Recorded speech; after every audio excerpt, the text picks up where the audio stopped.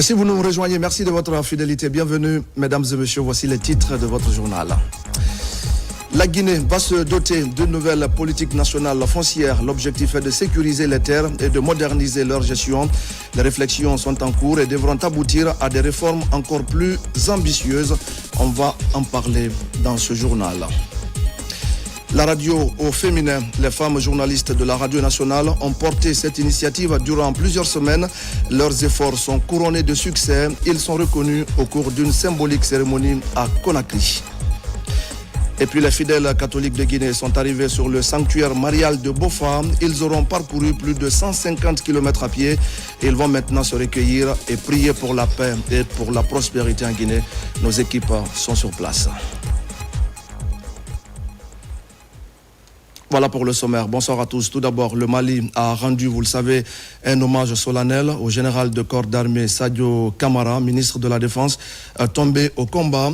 La cérémonie a eu lieu ce jeudi 30 avril 2026 à Bamako en présence de plusieurs délégations étrangères et parmi elles une délégation guinéenne dépêchée par le chef de l'État et conduite par le ministre secrétaire général de la présidence. Un voyage pour soutenir le peuple malien dans cette épreuve et lui témoigner surtout la solidarité fraternelle de la Guinée. Adjudant-chef Abakar Kamanou. C'est un dernier hommage chargé d'émotion et de solennité. Au Mali, la nation pleure l'un de ses plus hauts responsables militaires. Le général Sadio Kamara, ministre de la Défense nationale tombé au combat, a été conduit à sa dernière demeure en présence de plusieurs délégations officielles venues témoigner leur solidarité. Parmi elles, celle de la République de Guinée, dépêchée par le président de la République, son Excellence Mamadi Doumbouya, et conduite par le ministre secrétaire général de la présidence de la République, le général Amara Kamara. Aux côtés du chef de la délégation guinéenne, figurait notamment le ministre des Affaires étrangères et des Guinéens établis à l'étranger, Dr Moussanda Kouyaté, un conseiller du chef de l'État ainsi que l'ambassadeur de la République de Guinée au Mali. Dans ce moment de recueillement, la Guinée a porté la voix de la compassion et de la fraternité. Par la voix de son chef de la diplomatie, le message du président Mamadi Doumbouya et du peuple guinéen a été transmis au président de la transition malienne, le général Assimi Goïta, ainsi qu'à l'ensemble du peuple frère du Mali. Nous sommes une délégation importante dirigée par le général Amara Kamara, ministre secrétaire général de la présidence de la République de Guinée, composé de moi-même, le ministre des Affaires étrangères, de l'intégration africaine et des Guinéens établis à l'étranger, comprenant aussi monsieur le conseiller du président de la République et l'ambassadeur de la République de Guinée au Mali. Cette mission est envoyée par son Excellence Mamadi Doumbouya, président de la République de Guinée, chef de l'État, qui, dès les premières heures des événements qui se sont déroulés ici, avait pris contact avec son frère, le président Assimi Goïta de la République du Mali, pour lui dire que le peuple de Guinée est toujours du côté du peuple malien. Ceci n'a pas commencé aujourd'hui. Chaque fois que le Mali a été confronté à des situations difficiles, la Guinée a été là, vice-versa. Et cela a été rappelé. Et donc le président a insisté sur le fait que ces rapports de fraternité qui existent entre ces deux pays doivent être consolidés, sauvegardés. Et donc c'était une occasion de prouver cela. C'est pourquoi cette mission importante est arrivée, en plus des communications qui se sont déroulées entre les deux chefs d'État. Donc nous avons transmis le message de condoléances du peuple de Guinée au peuple malien. Et le président du Mali, le président de la transition, a répondu en nous demandant de transmettre à son frère d'armes, Mamadi Doumbouya, président de la République de Guinée, sa gratitude et ses remerciements fraternels. Au-delà des mots, c'est toute une nation qui s'incline. La Guinée réaffirme avec force son soutien indéfectible au Mali dans le silence du deuil.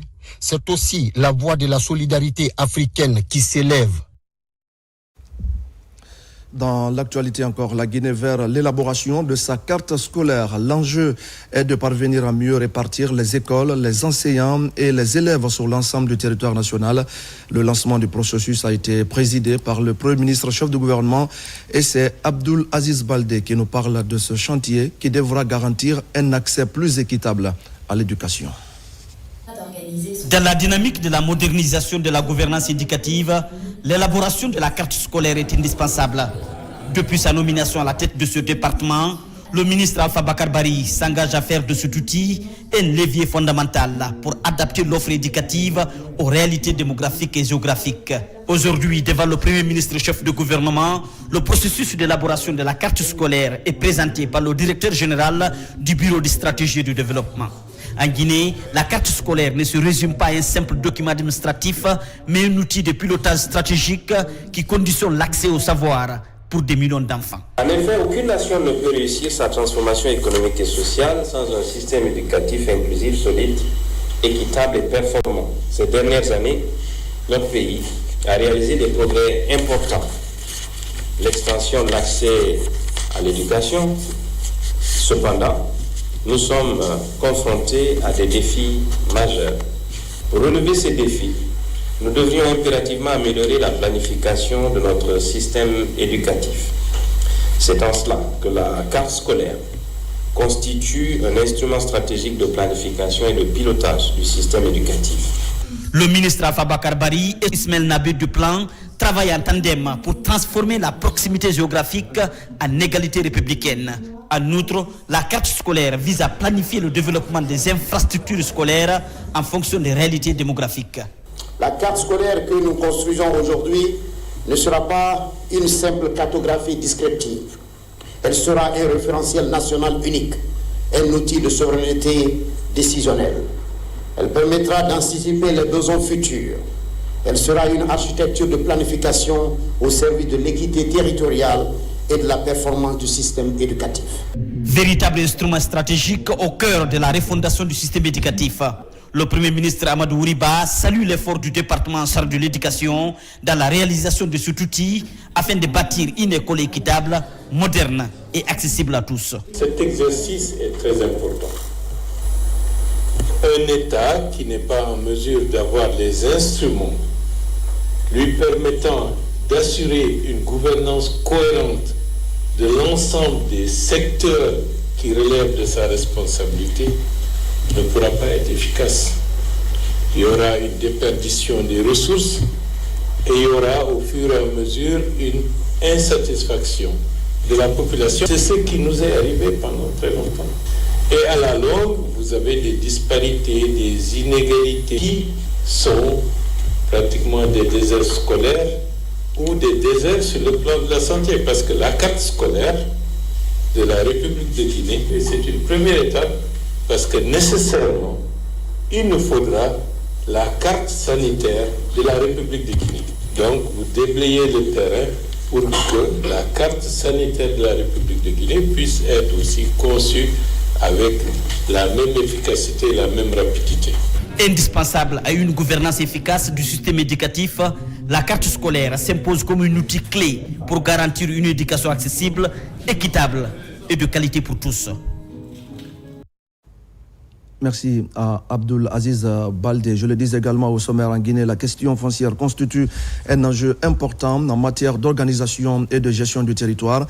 Pour y répondre, le gouvernement mise sur une réforme ambitieuse, la future politique foncière nationale. Objectif, sécuriser les terres et moderniser leur gestion à l'horizon 2040. Maïmouna Bella Diallo, Isiaka Kamara.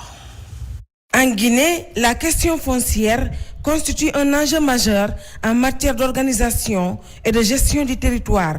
Pour y répondre, les autorités ont engagé une réforme à travers la présentation de l'avant-projet de la politique foncière nationale. Ce que ce document change dans la vie de la nation, c'est de permettre à la fois l'État de sécuriser ses domaines, c'est-à-dire légaliser les droits de l'État, mais aussi les droits des coutumiers. Ceux qui disposent des domaines au niveau des collectivités n'ont pas accès aux titres c'est 80%, sauf erreur de ma part, du territoire guinéen est aujourd'hui occupé par des riverains qui, malheureusement, peinent à avoir des documents légaux leur permettant de jouir leurs droits sur leur propriété. La future politique foncière nationale décline plusieurs axes d'intervention. Objectif, faciliter l'accès à la terre, renforcer le cadre juridique et promouvoir une gestion plus moderne et transparente. Ici, dans le document de politique foncière nationale, il donne toutes des orientations sur lesquelles les conflits fonciers peuvent être diminués à travers la prise en compte des orientations dans le code foncier domanial qui sera révisé après l'adoption donc de cette politique foncière nationale. Dans les travaux entamés, l'interministérialité est extrêmement importante. Au ministère de l'Environnement, nous avons également démarré la réforme des aires protégées de la Guinée avec l'élaboration d'un code des aires protégées.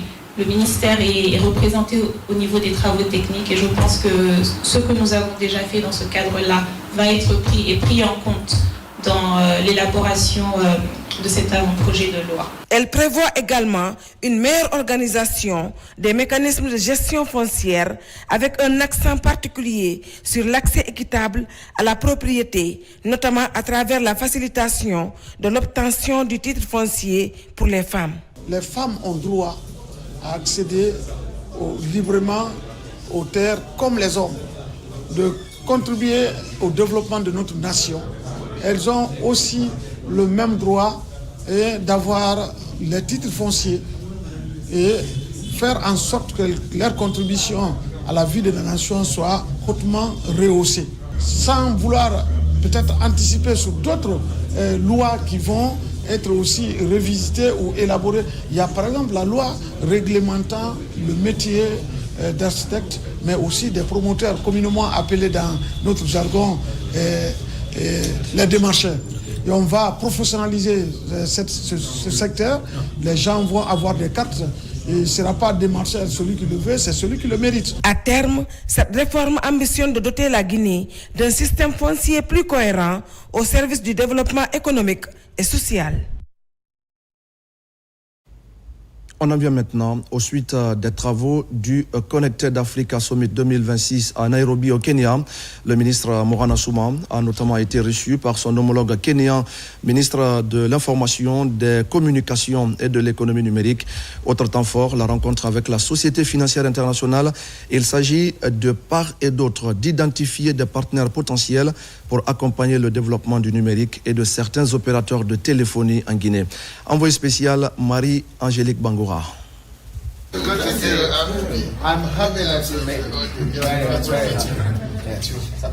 Dans la continuité des échanges qu'il a engagés ces derniers mois, le ministre Morana Souma est en visite à Nairobi.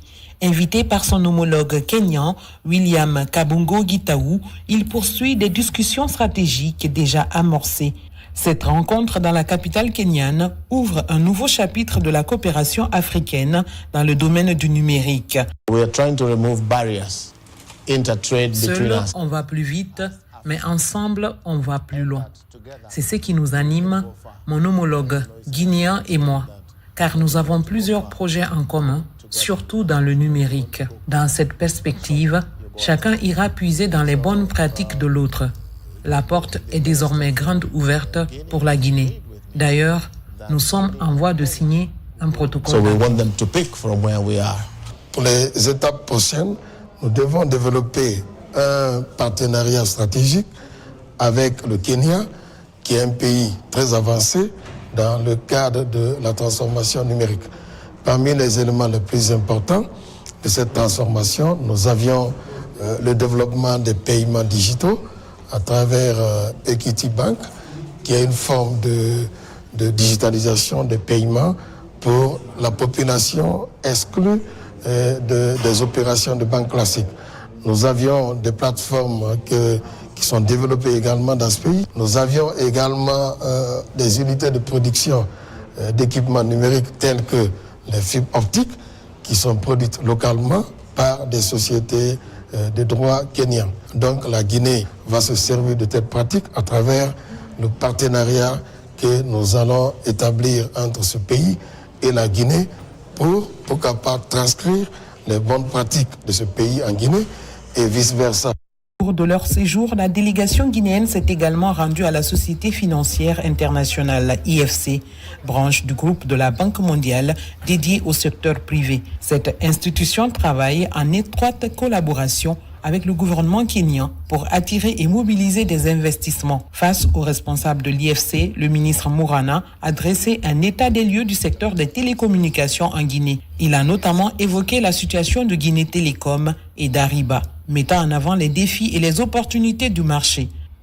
On a pas mal d'expérience en aidant des pays à privatiser leurs télécommunications, et là on est très près et on a très envie d'aider le Guinée sur ce qu'il veut faire avec les deux compagnies de télécommunications qui existent mais qu'ils veulent privatiser. La présence de la Guinée à Nairobi s'inscrit pleinement dans la dynamique de transformation numérique du continent, en s'inspirant notamment de modèles réussis comme celui du Kenya.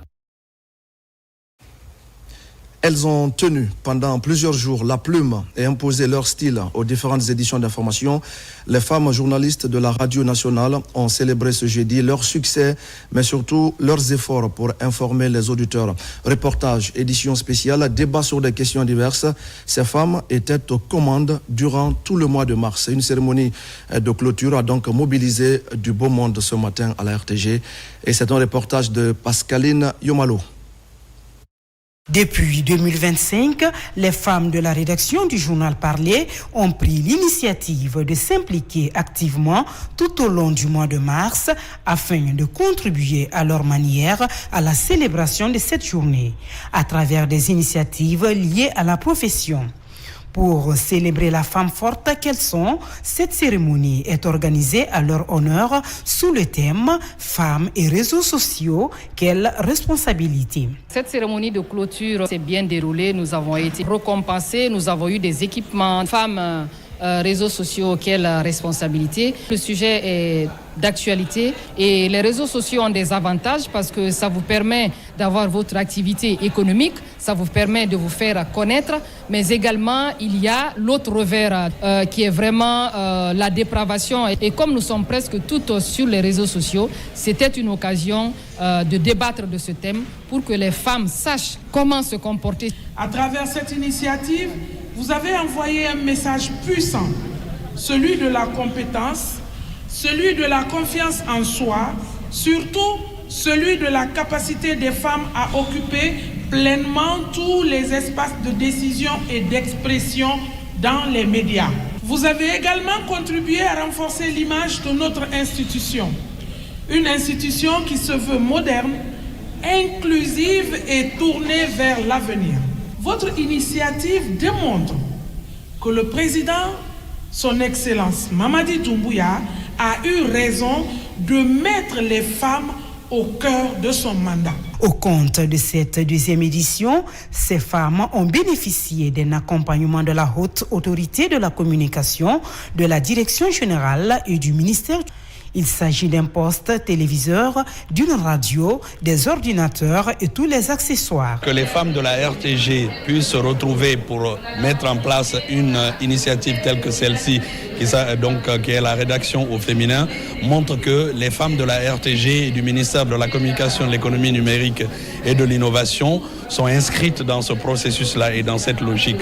C'est une initiative heureuse qui doit être encouragée et la HAC la soutiendra. Je suis heureux de voir que la presse est devenue jeune. Cette cérémonie a été marquée par des panels animés par des femmes du monde numérique. Un monde devenu aujourd'hui un espace d'impact et d'influence. La cérémonie s'est clôturée par une remise de trophées aux femmes du journal Parler et des satisfecits décernés à certaines personnalités pour leur contribution à la réussite de l'événement. Bravo donc à nos collègues de la Radio Nationale. Au terme du salon de l'entrepreneuriat féminin organisé par la cellule féminin Think Tank COP Guinée, l'heure est à la remise des satisfecits. Les récipiendaires se félicitent de la réussite de cet événement et remercient les autorités guinéennes pour l'appui fait aux femmes leaders afin de favoriser un développement inclusif et durable. Amadou Bailo Bari, Isiagasila. C'est un dîner gala organisé par la structure Think Tank COP Guinée à travers sa cellule féminin, entrepreneuriat féminin de Guinée. Objectif décerner des satisfecits à une centaine de femmes leaders pour encourager le leadership féminin tout en participant activement au développement socio-économique de l'Afrique. Nous rendons un hommage particulier aux 100 femmes les plus dynamiques de la Guinée et de l'Afrique de l'Ouest, que nous distinguerons ce soir. Vos parcours sont des sources d'inspiration, vos succès sont des victoires collectives et votre engagement est une lumière pour les générations futures. Exprimant leur satisfaction, ces récipiendaires se félicitent de la réussite de cette cérémonie qui couvre les échanges entre les femmes leaders de l'Afrique lors du salon de l'entrepreneuriat féminin de Guinée. C'est mon tout premier trophée et ça vient de la Guinée, c'est un honneur, c'est quelque chose qui sera gravé dans mon cœur pour toujours. Je remercie vraiment la Guinée pour cet honneur-là tout au long de mon parcours. Je suis heureuse. Ce genre de prix nous donne la force de continuer ce que nous bâtissons chaque jour et je dis merci à la Guinée. Les autorités guinéennes apprécient le déroulement de cet événement s'inscrivant en droite ligne avec le programme de développement Simandou 2040. C'est véritablement une distinction qui fait très chaud au cœur.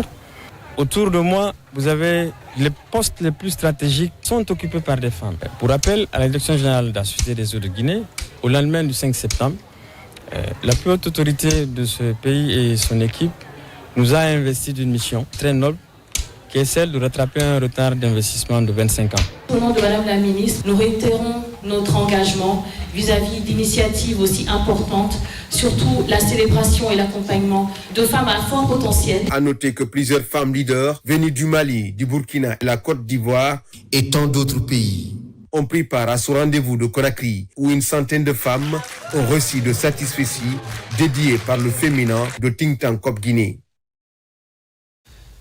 Et puis, mesdames et messieurs, c'est un double signal qui traduit la volonté de renforcer à la fois l'attractivité médicale du CHU Donka et l'accès aux soins de qualité. Les travaux de construction de logements destinés à accueillir les experts en mission et les médecins spécialisés ont officiellement démarré. L'initiative vise à poursuivre le plan de modernisation de cet hôpital de référence, comme décrit dans le pilier 5 du programme Simandou 2040. Voici d'autres détails avec Tierno Ousmane Diallo et Tierno Marouf Ba. Au centre hospitalier universitaire de Donka, outre la modernisation de l'infrastructure, un autre pas vient d'être franchi. Cette structure de référence sera bientôt dotée d'un bâtiment pour loger le personnel spécialisé et les experts internationaux. Le projet sera réalisé dans l'enceinte de l'hôpital avec un délai d'exécution de 18 mois. Les bâtiments au départ étaient composés de 2 appartements par niveau, soit 4 x 2, 8 appartements au total. Au jour d'aujourd'hui, on a 8 appartements par niveau et puis multiplié par 5. Par ma voix, nous tenons à rassurer le maître d'ouvrage et les autorités à tous les niveaux que les travaux seront exécutés dans les règles de l'art suivant les cahiers des charges. Cette infrastructure moderne viendra offrir un cadre idéal pour le corps médical. Ce complexe qui intégrera des logements modernes et services de type hôtelier va créer un environnement optimal à l'excellence médicale. Le logement des hôtes que nous allons édifier sur ce site répondra donc à un double objectif. En premier lieu, il offrira d'abord un espace d'accueil professionnel, fonctionnel et confortable. En second lieu, il consolidera ensuite l'attractivité de Donka comme une destination de coopération médicale en Afrique de l'Ouest. À travers ce projet, nous faisons le choix clair d'investir dans notre capital humain en offrant un cadre de vie et d'accueil adapté aux spécialistes nationaux mais également aux experts internationaux. Après le lancement des travaux, le secrétaire général du ministère de la Santé s'est rendu à la maternité du CHU Donka pour s'enquérir de l'état d'avancement dans le processus d'ouverture de ce service. Il a apprécié les installations et pris note des derniers investissements à mener pour son ouverture. Un atelier national de validation des travaux sur l'état des lieux des filières bétail viande porcine s'est ouvert ce matin à Mamou. Cette rencontre organisée en prélude de la mise en place des organisations interprofessionnelles se veut un cadre qui regroupe les acteurs de ces filières pour une large représentativité au niveau national. Mamadou Paté Baldé. En Guinée, le ministère de l'Élevage, à travers la Direction nationale de l'alimentation et des produits animaux, est dans la dynamique d'interprofessionnalisation des acteurs de production de la filière bétail, viande et porcine. En prélude de la mise en place des OIP, les différentes parties impliquées dans ce processus se concertent à Mamou.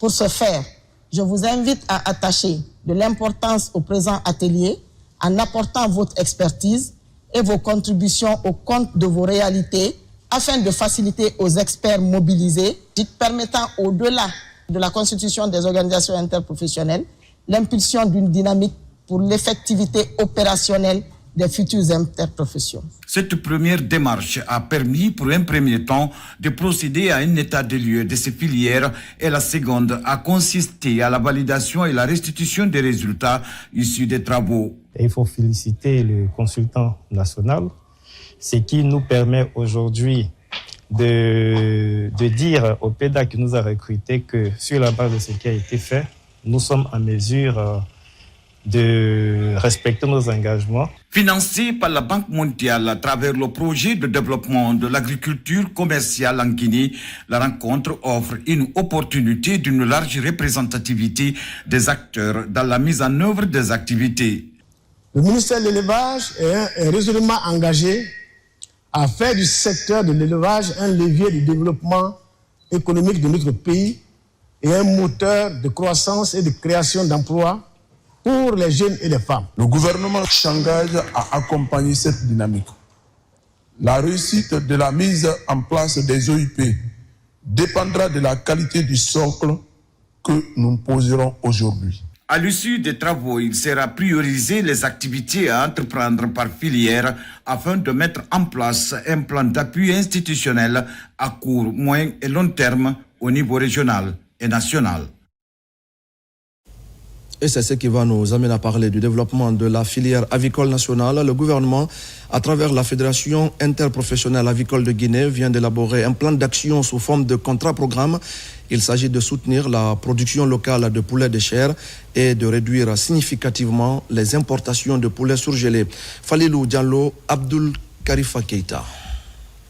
Réduire la dépendance aux importations, encourager la production locale et valoriser le potentiel avicole guinéen, c'est le cheval de bataille de la Fédération interprofessionnelle nationale avicole. C'est dans cette optique que le gouvernement guinéen et la FINA se mettent en ordre de bataille pour élaborer un plan d'action sous forme de contrat-programme. Nous avons invité les fédérations régionales et les gros producteurs du pays.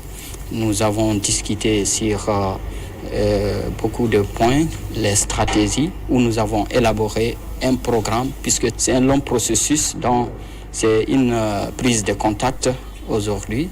Nous allons multiplier ces heures de rencontres pour avoir un document vraiment fiable que nous allons présenter à notre ministère pour en faire usage. L'idée de soutenir la production locale de poulets de chair et réduire de façon significative les importations de poulets surgelés, d'où l'importance de cette rencontre dite stratégique. Consécutivement à l'invitation qui avait été faite par M. le ministre il y a 2 semaines, où il nous a présenté un document contenant un plan quinquennal du développement de cette sous-filière chair.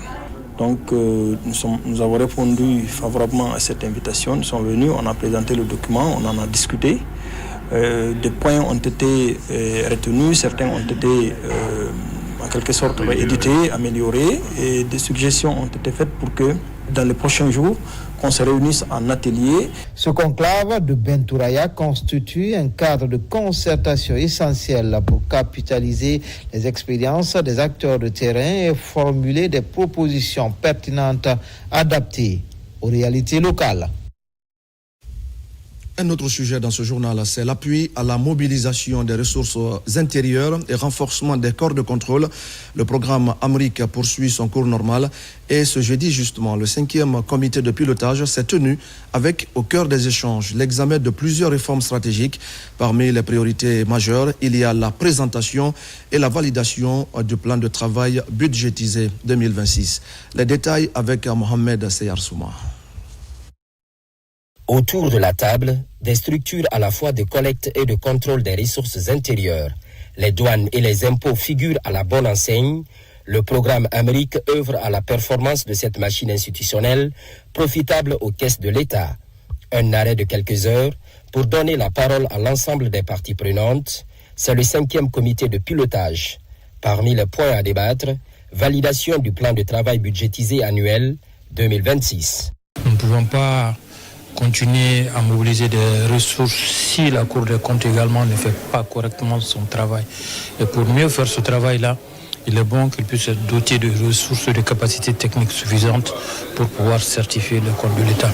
C'est voilà un peu ce qui a été décidé ce matin, en plus de la validation du plan de travail annuel 2026, qui est déjà mentionnant un peu cet appui-là également. C'est un projet qui appuie la gestion de finances publiques, domaine important pour la Guinée. Et l'Union européenne, nous sommes très fiers de notre fort partenariat de ce projet qui est mis en œuvre par Expertise France. Le programme Amérique vient consolider les réformes budgétaires. Le département de tutelle attache du prix à ses différents comités de pilotage. Objectif sur toute la ligne, disposer de ressources propres afin de concrétiser les politiques publiques. Au-delà de la validation de documents qui ont été soumis à l'appréciation des membres du comité de pilotage, c'est aussi définir des activités qui rentrent dans le cadre de la vision globale de mobilisation des ressources internes et d'appui au corps de contrôle. Notre pays est engagé dans de vastes réformes pour disons, apporter les ressources nécessaires au financement du programme de développement économique, social Simandou 2040. Concernant le programme Amérique, l'AFD et l'Union européenne ont tendu la main à la Guinée. Il sera clôturé en 2027, soit 48 mois d'exécution. Offrir des perspectives concrètes à la jeunesse guinéenne par la formation au métier de la cuisine et de l'alimentation. La 4e édition du programme Oser entreprendre en Guinée est lancée jusqu'au 13 mai prochain. 150 jeunes seront outillés aux techniques de la boulangerie et de la pâtisserie. Tcherno Maroufba, Mohamed Saliou Bangora. Ils viennent de Ratouma, Matoto ou encore Kaloum, avec un rêve commun, devenir des patrons de demain. Pour cette 4e édition, l'ONG Univers Jeunes mise sur un secteur en pleine croissance, la boulangerie et la pâtisserie. Pendant plusieurs jours, ces apprenants vont s'immerger dans le secret de la farine et des levures. Un programme intensif où la pratique occupe une place centrale. C'est non seulement former les jeunes à aller vers l'entrepreneuriat, et on ne peut pas conseiller les jeunes à aller vers l'entrepreneuriat sans passer par la formation. Donc c'est pourquoi cette année, nous sommes partis sur la base de la formation en pâtisserie et boulangerie de 150 jeunes. C'est vrai qu'on va apprendre beaucoup de recettes, beaucoup de techniques qui n'existaient pas en Guinée avant, mais en même temps aussi de mettre beaucoup de lumière pour fabriquer la première matière qu'on utilise dans une pâtisserie. Cette initiative bénéficie du parrainage institutionnel de la Direction nationale des petites et moyennes entreprises. Cet accompagnement reste une priorité stratégique pour booster l'économie locale. Nous avons décidé, en termes de contribution majeure pour la réussite de cet événement, de les inviter à tenir l'activité dans nos locaux afin de contribuer au maximum à travers la mise en relation de leurs participants à la Corporation nationale de boulangers-pâtissiers de Guinée. Au-delà de la formation, les meilleurs candidats s'affronteront pour le Grand Prix, le chef, une distinction qui les ouvrira les portes pour des stages professionnels et les offrira des équipements de cuisine dans le but de lancer prochainement leur propre activité. C'est une véritable immersion au cœur du dispositif sécuritaire de la Haute-Guinée. L'inspecteur général des forces armées guinéennes vient de boucler une visite de terrain dans la région de Kankan, des postes frontaliers les plus reculés aux unités urbaines. Général de brigade Sena Kamara a évalué l'opérationnalité des troupes et le maillage sécuritaire dans cette partie du pays. Adjudant Abdul Kader Kamara, correspondant de la presse militaire. Des casernes d'infanterie aux escadrons de gendarmerie, en passant par des bases tactiques de l'armée de l'air, le général inspecteur Sena Kamara a passé en revue l'ensemble du dispositif sécuritaire de la zone de Kankan. La mission a privilégié le contact direct avec le terrain. Objectif, s'enquérir des conditions de vie et de travail des troupes et s'assurer des conditions d'opérabilité du matériel. Marela aussi est très proche de la Sierra Leone, comme Sandenia. Donc vous êtes à des postes frontaliers. Ici, il faut travailler en parfaite harmonie avec la population civile. À cela, je vous demande l'amour entre nous, la cohésion totale. Serrez les coudes et resserrez les rangs derrière notre président, Mamadi Doumbouya. Cette tournée a conduit la délégation à Sigiri, Kouroussa, en passant par les zones minières de Lero, Sigirini, aux compagnies d'infanterie de Daboula, Dingirai, Marela, jusqu'aux confins des frontières avec la Sierra Leone, le Mali, le Sénégal et la Côte d'Ivoire. Point d'orgue de cette reconnaissance, le poste de surveillance de Koudaya, dans la sous-préfecture de Sandenia. Dans cet avant-poste stratégique, les personnels ont reçu les instructions fermes opérationnelles de la hiérarchie militaire orientée sur la vigilance interfrontalière et la protection de l'intégrité territoriale. C'est une satisfaction si les chefs se déplacent pour venir s'enquérir des réalités sur le terrain. Ça nous encourage et ça nous donne encore davantage à renforcer le travail qu'on est en train de faire sur le terrain. Au jour d'aujourd'hui, la sécurité de Koudaya est garantie. Cette mission d'envergure nationale est loin de son épilogue. Dès les prochains jours, l'inspection générale mettra le cap sur les 2e et 1res régions militaires du pays. Et pendant ce temps, le ministère de la Pêche et de l'Économie maritime, à travers le Centre national des sciences halieutiques de Boussoura, mise sur la fiabilité des chiffres. À la direction, le bulletin statistique annuel de la pêche et de l'aquaculture 2025 est soumis à validation. L'enjeu est de disposer d'informations fiables et actualisées pour mieux orienter les politiques publiques et renforcer la gouvernance dans ce secteur. Al-Gassim Mouba pour ce reportage.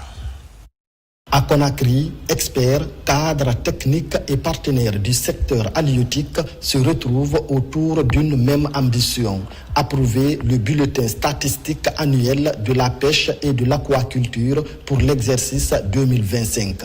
Un rendez-vous stratégique pour un secteur qui pèse lourd dans la sécurité alimentaire, l'emploi et l'économie nationale.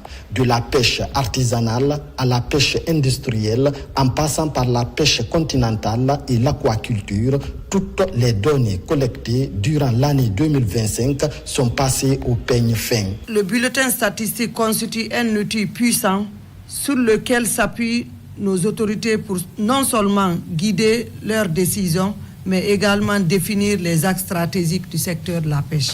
Ce document, une fois produit et publié, est exploité même au-delà de nos frontières. Cette rencontre technique permet ainsi de donner un caractère officiel au bulletin statistique avant sa diffusion nationale et internationale. Une étape décisive qui traduit la volonté des autorités de faire de la pêche et de l'aquaculture un véritable levier de croissance durable et de souveraineté alimentaire pour la Guinée. C'est l'occasion de rassurer le CNSHB de l'accompagnement du département quant à la pérennisation de cette activité pour la mise à jour continue des données statistiques de pêche. Je voudrais donc vous inviter à vous impliquer dans vos travaux pour ressortir l'importance du volet de la pisciculture. À travers cet espace d'échange, il s'agit aussi de présenter la méthodologie utilisée dans la collecte et le traitement des données, d'analyser les indices de production et les impacts socio-économiques, mais surtout de vérifier la cohérence des statistiques avec les tendances observées ces dernières années. On en vient maintenant à la mise en œuvre des objectifs de développement durable. La Guinée se distingue comme un modèle. En l'espace de 3 ans, notre pays élabore son 3e rapport national volontaire. Cet important document sera présenté devant les Nations Unies au mois de juillet prochain. Mamadou Saliouba. Pour le bien-être de sa population, la Guinée est pleinement engagée dans la dynamique mondiale de mise en œuvre des objectifs de développement durable. Une étape clé vient d'être franchie avec le lancement des travaux d'élaboration du 3e rapport national volontaire destiné à évaluer les progrès accomplis. C'est suite au succès que notre accord a connu aux Nations Unies, au siège des Nations Unies en 2024 à New York, que nous avons été invités par les Nations Unies à encore élaborer et à mettre à jour ce document en élaborant un nouveau rapport de mise en œuvre des ODD cette année. Classé parmi les pays les plus engagés dans la mise en œuvre des ODD, la Guinée s'apprête à présenter son rapport d'évaluation devant les Nations Unies en juillet prochain. En 2 ans seulement, la Guinée a été choisie une fois encore pour présenter les objectifs de développement, les réalisations qui ont été exécutées dans notre pays, dans le cadre de l'habitat, dans le cadre de la santé, dans le cadre de l'environnement, dans le cadre du social. Tout cela, la Guinée a fait une amélioration extrêmement importante. Tous ces éléments rentrent en droite ligne dans la vision du chef de l'État, son excellent le président Mamadi Doumbouya. Et le fait que la Guinée présente de nouveau un rapport volontaire dans un forum mondial qui est les Nations Unies, où on parle de développement, on ne parle pas seulement de conflit aux Nations Unies, montre le dynamisme du pays, montre son engagement. Et nous allons, les systèmes des Nations Unies, mais pas seulement nous, tous les partenaires au développement, on est vraiment engagés pour appuyer le gouvernement à réaliser cette vision. Pour accélérer cette dynamique, la Guinée a intégré les objectifs de développement durable dans ses politiques publiques. Parmi les priorités, l'accès à une éducation de qualité, la lutte contre la faim, l'amélioration du système de santé et le renforcement du bien-être social. Dans l'actualité encore, la préfecture de Farana vient d'accueillir la 38e édition du forum sous-régional Kayana. C'est une rencontre basée sur l'unité et le développement communautaire. Les délégations venues de toute la Guinée et des pays voisins ont pris part à cet événement qui marque l'attachement profond à la culture dialonké et aux valeurs de solidarité. Ibrahima Oulien Fofana. Le forum sous-régional Kayana date de 38 ans. Il se tient chaque année pour promouvoir la cohésion sociale et le développement communautaire à travers des contributions. Ici, dans le district de Betaya, situé à 51 km de la ville de Farana, plusieurs pays comme le Libéria, la Sierra Leone, le Burkina Faso, le Mali, le Sénégal et la Côte d'Ivoire sont au cœur de cette communion. Permettez-moi, au nom de monsieur le sous-préfet de Ramakono et au nom de toutes les populations mobilisées et debout ici pour vous accueillir avec respect et enthousiasme, vous souhaitez la bienvenue et un excellent séjour. Votre présence parmi nous est plus qu'une visite officielle. Et c'est un sentiment de satisfaction pour moi d'être parmi eux aujourd'hui, de vivre cet événement et de pouvoir passer le message du chef de l'État, le président de la République Mamadi Doumbouya, le message de paix, la cohésion sociale. Cette 38e édition du forum régional organisé par l'ONG Kayana est marquée par la présence des fils et filles de la localité. Ici, la promotion des valeurs culturelles est mise en avant et surtout le renforcement des liens entre les communautés. Le mouvement là, ça m'a beaucoup attiré. Bon, j'ai vu des choses sur le terrain, je n'ai jamais vu d'abord. Après ici, je serai par exemple le messager en un mot de dire à nos parents, nos proches, de toujours chercher à renforcer la cohésion. Notre objectif, c'est la promotion de la paix, la culture sociale, mais aussi le développement dans le pays et dans le monde entier. Cette rencontre a connu la présence de toutes les régions naturelles du pays. Une retrouvaille couronnée par la remise des contributions des villages et des invités pour financer des projets locaux comme la construction des écoles ou encore des routes du village hôtes. Dans le reste de l'actualité, la direction régionale de la santé de Conakry renforce ses capacités opérationnelles. Une cérémonie officielle de remise d'engins roulants et d'équipements s'est tenue ce mercredi à Conakry.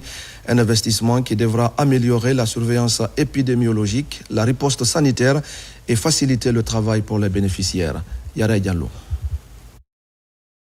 Renforcer la gouvernance sanitaire et les capacités opérationnelles, une priorité pour les autorités guinéennes. Une ambition soutenue par un partenariat avec Memisa Belgique en collaboration avec Enabel et l'Union européenne. Des équipements informatiques, du mobilier de bureau, des engins roulants ainsi que des salles de réunion rénovées et entièrement équipées sont remis aux bénéficiaires. Le programme PASGI, qui est un programme bilatéral entre l'Union européenne et la République de Guinée pour soutenir la marche vers la couverture sanitaire en Guinée. Ce soutien passe par un appui de proximité à la région de Conakry, notamment la commune de Matoto, mais aussi à la région de Zérékouré. Nous avons fait cette donation, c'est pour qu'on crée un cadre, un environnement favorable pour un meilleur travail pour les agents, mais aussi mettre à leur disposition la logistique nécessaire pour le renforcement du système de référence et contre-référence, assurer un meilleur transfert sécurisé des patients vers le niveau de référence. Cette initiative s'inscrit dans le cadre du programme d'appui au secteur de la santé en Guinée, PASGI. Les autorités sanitaires rassurent quant à l'utilisation optimale de ces acquis. Cette initiative mérite d'être saluée car elle traduit une volonté commune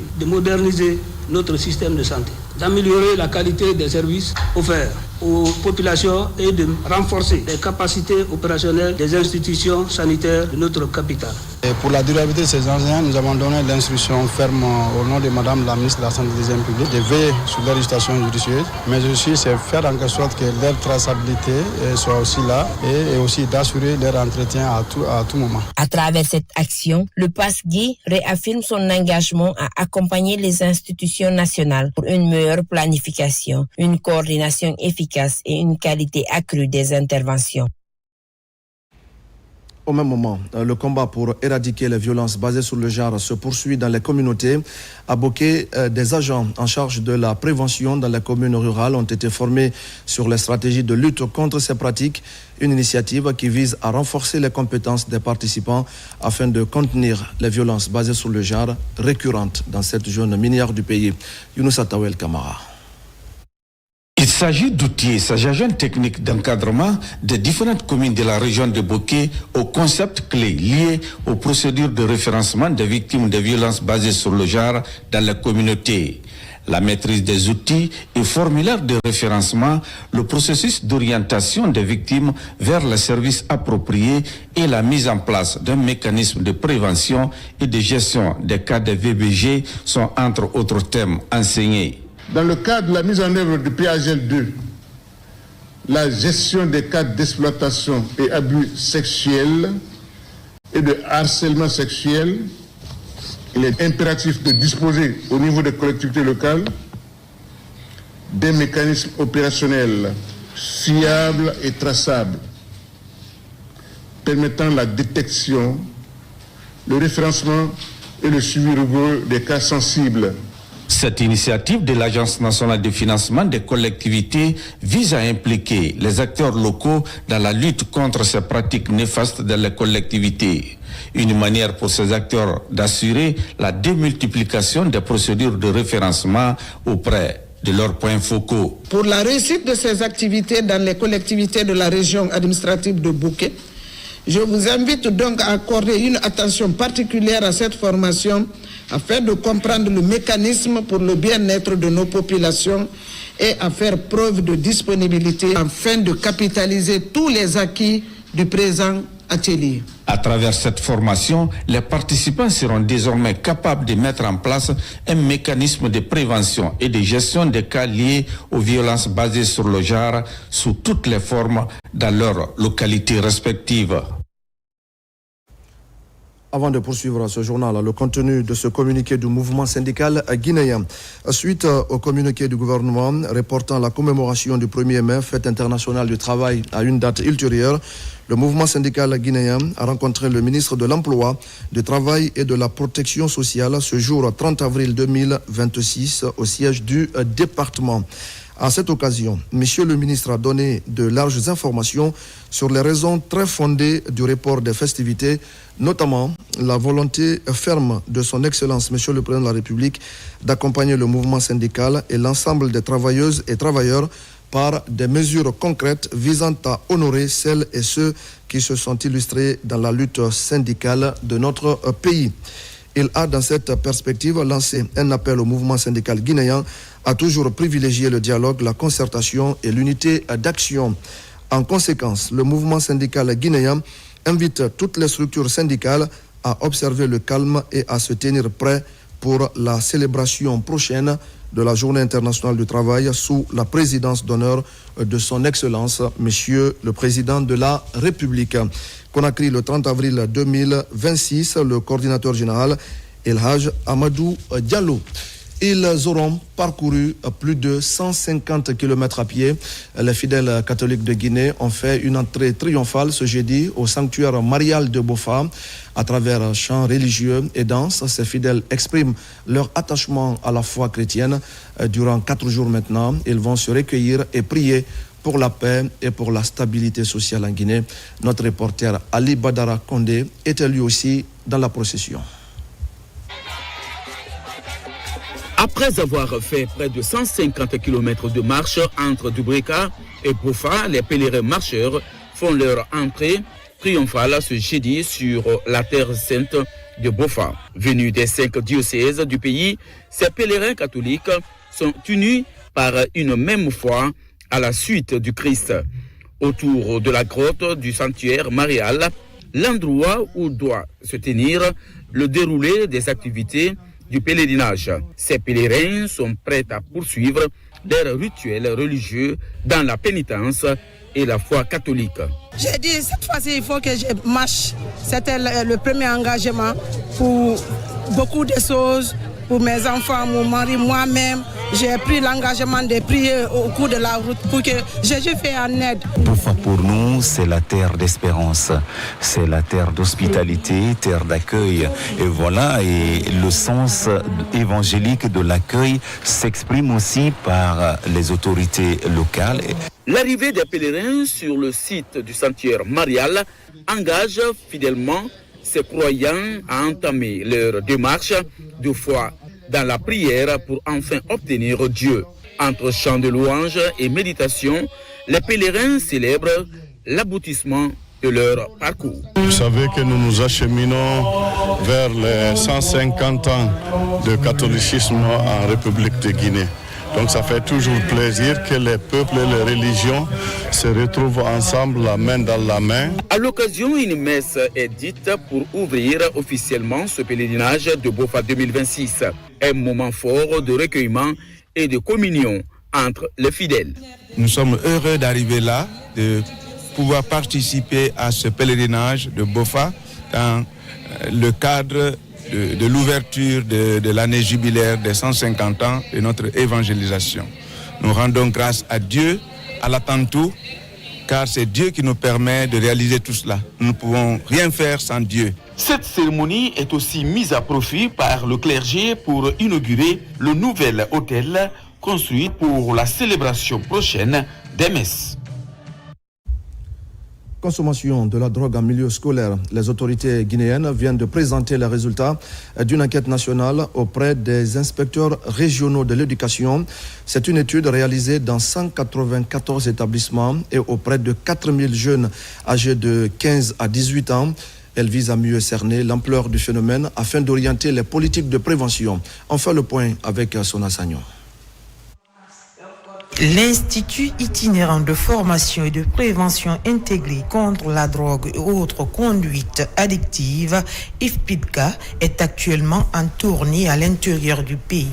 Objectif, présenter aux inspecteurs régionaux de l'éducation les résultats d'une enquête nationale sur la consommation de substances chez les élèves du secondaire. Pas sans savoir que la drogue est l'une des menaces les plus probables qui pèsent sur la jeunesse de notre pays. Les résultats ont prouvé que la drogue se consomme dans nos milieux éducatifs. Donc ce qui est même déplorable. Et les recherches continuent pour que le pays soit doté de données fiables. L'enquête a porté sur un échantillon représentatif de 194 établissements scolaires à travers le pays. Au total, 4236 élèves âgés de 15 à 18 ans ont participé à la collecte des données, dont 43,8% de filles contre 56,92% de garçons. L'enquête a abouti à beaucoup de recommandations et de remarques. Et pour le moment, nous connaissons qu'au niveau des écoles, Il y a certains élèves qui se livrent dans des pratiques déviantes et ça entrave beaucoup leurs études. Il fallait une analyse approfondie, une comparaison, afin de permettre de ressortir quelque chose de potable, consommable pour la population non seulement, mais pour la jeunesse aussi. Ces résultats constituent désormais un outil d'aide à la décision. Ils permettront aux autorités éducatives et aux acteurs de la prévention d'adapter leur stratégie pour lutter plus efficacement contre la consommation de substances en milieu scolaire. La coordination internationale pour le développement de Télémélé vient de procéder à la remise du prix de l'excellence scolaire 2025. Cette année, l'honneur revient à Ibrahima Sori Diallo. Autorités et citoyens ont répondu massivement à cet appel de l'excellence célébré avec tous les honneurs. Mounir Bari, Amadou Lama Diallo.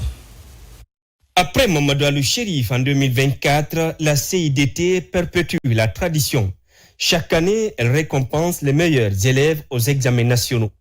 Mais au-delà des résultats, c'est aussi un acteur engagé pour l'éducation locale qui est distingué comme porteur du prix. Je suis ému. Quand même, ça a été un grand plaisir. J'ai l'habitude d'être premier, mais cette fois-ci, ça m'a dépassé. Voir les jeunes, mes parents, l'école, l'amour que j'ai reçu et les félicitations, j'ai eu beaucoup de courage et ça ne cesse de m'encourager encore.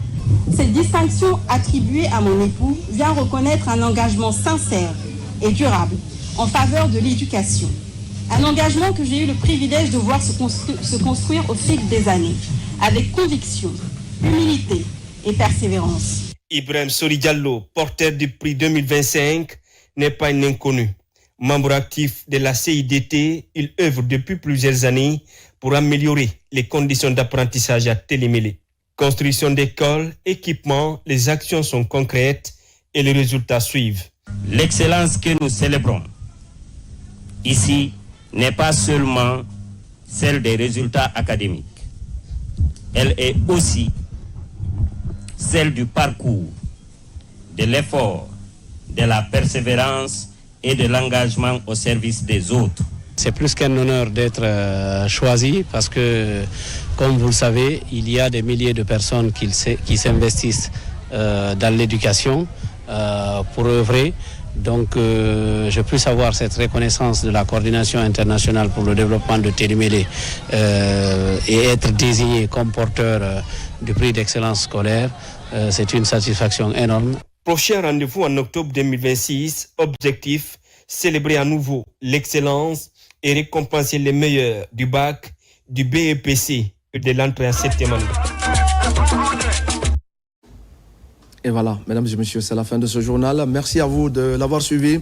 Je vous retrouve demain pour d'autres actualités de la Guinée, notre paradis terre de richesse et d'innovation. Bonsoir à tous.